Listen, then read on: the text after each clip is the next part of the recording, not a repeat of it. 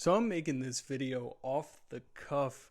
Wanted to come out tonight and just explain to you my theory, possibly the craziest Bitcoin theory out there.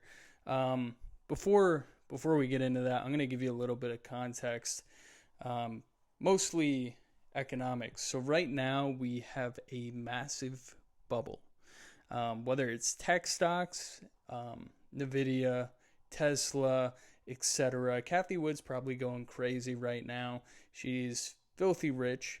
Um, but things like retail and, you know, um, certain part of the markets aren't really doing too great right now, especially banks, uh, especially um, some banks out there that really invested most of their a good chunk of their portfolio into um, into real estate, right?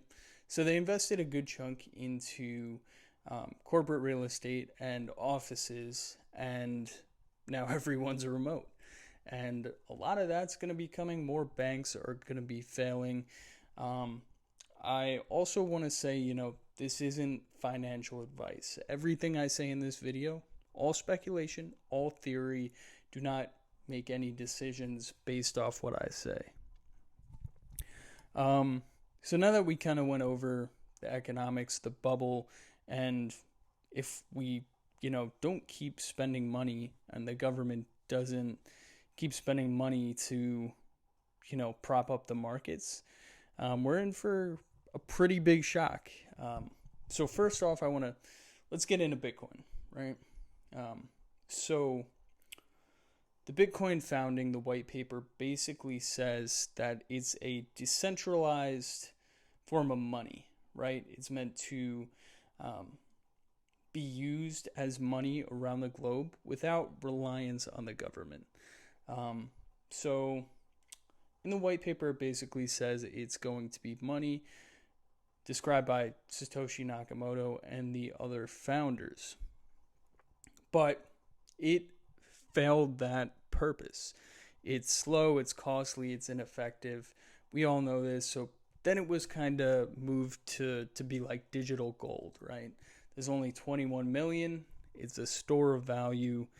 So that's kind of what we've shifted to over the course of, its founding and then its adoption.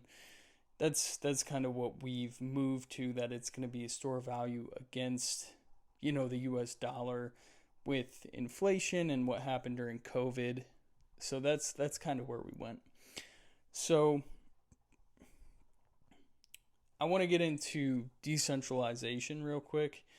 So Bitcoin is decentralized in that we don't know who Satoshi Nakamoto is, and anyone can kind of invest in Bitcoin. There's no one single entity controlling the price, manipulating the markets, and now so we don't know who Satoshi is, and I started thinking to myself, we don't know who he is. We don't know where he is. We don't know if he's even a real person or if it was just, the group of individuals who founded Bitcoin. And so I started thinking, and now that they've, approved all these ETFs, right? They've approved pretty much all the Bitcoin ETFs that are coming, which, now it's at pretty much all-time highs at around 70K, 75K. So it got me thinking, if all these institutions approved a Bitcoin ETF and the government really hasn't done anything to shut crypto down, whether they're stupid or whatnot, and all these scam tokens out there, it really confuses me that we would approve an investment in something that we didn't know the owner. It's almost like approving, certain securities, but there's no company, no entity tied to it. We don't know who runs the company or what kind of the goal or mission is. So that part confuses me a little bit. And then I thought about it a little more, right? And let's say no. The government obviously knows who Satoshi Nakamoto is, and that's kind of the big question a lot of people have been wondering and trying to, figure out for quite some time. So I want to get into the government. So let's say you and I wanted to create a dollar, right? We want to create a new form of currency for people to adopt, and it's not subject to inflation. It's not subject to the government, spending excessively and ruining people's wealth. The bad part is that the government, the banks, the Fed would never, ever, ever, ever, ever agree to that. They would not let a global competitor trample on the US dollar for payments. So, one, they know who Satoshi Nakamoto is. They do.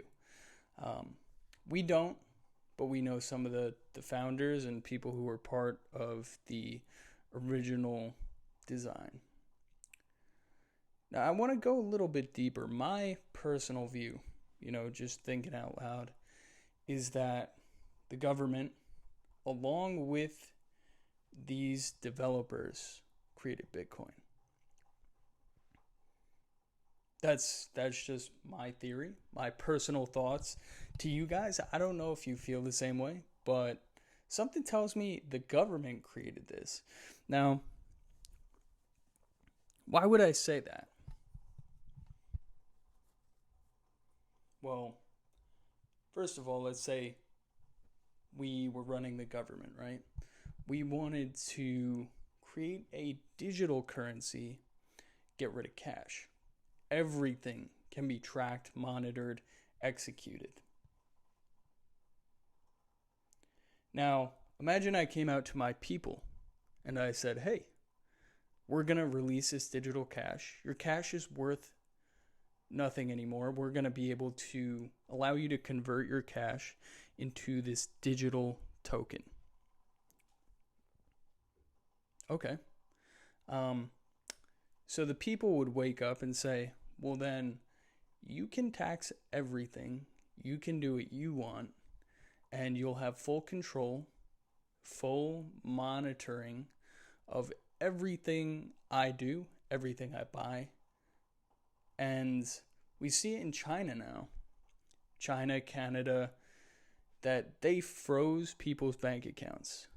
Or let's say China, more specifically, let's say you want to get to work, but you said something, negative about your dictator, you're not getting to work. And in fact, your money is frozen. We have full control. You better take that statement down and apologize. Now, here's where it gets interesting, right? We're moving towards this AI digital age, and we're really becoming a police state where everything is tracked and monitored. And ultimately the next step for a government is to fully lock it down. And with cash, that can't be done. So that's another part I find interesting, and that's kind of my theory on the government created Bitcoin and allowed these cryptos to flourish for us to get used to using digital currencies and owning digital currencies. I know most people these days don't even really use a credit card. I mean, don't use cash. Most people don't carry cash anymore. Everyone uses their credit card, their debit card, etc. So most people would be okay. It's just in order to convince everyone, we need, certain things. We need to kind of edge you into it, ease you into it so you get used to it, and then you're good. So now I want to get into, the state of crypto. And there's all these coins popping up, Ethereum, and now Solana, which is better and more efficient. But my only question is, what value is crypto providing? It's kind of almost all speculation at this point. So that's kind of my question. It's not really providing value; it's just hopes for value in the future. So that's kind of my question and my thought process there. There's all these shit coins popping up. There's all these, hopes of getting rich quick, which I think is kind of blasphemous. And, in the face of crypto, I guess Bitcoin was supposed to be helping people, and then there's all this, hype and bullshit around other cryptos, which drives me nuts. So now we have the ETFs approved, right? We have Bitcoin going nuts. We have multiple institutional investment firms, Cathie Wood, BlackRock, everyone going all in on Bitcoin. It's the future. Digital assets, digital gold. I want a piece of that. So the thing that scares me, right, is now all these institutions are investing in a highly volatile, speculative asset. Doesn't really provide any value. Is slow, inefficient compared to newer technologies. So what's the end game here?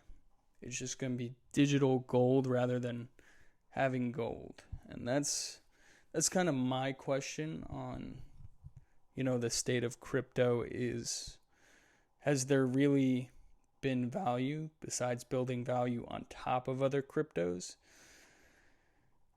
My answer kind of is no. I mean, it's speculation. So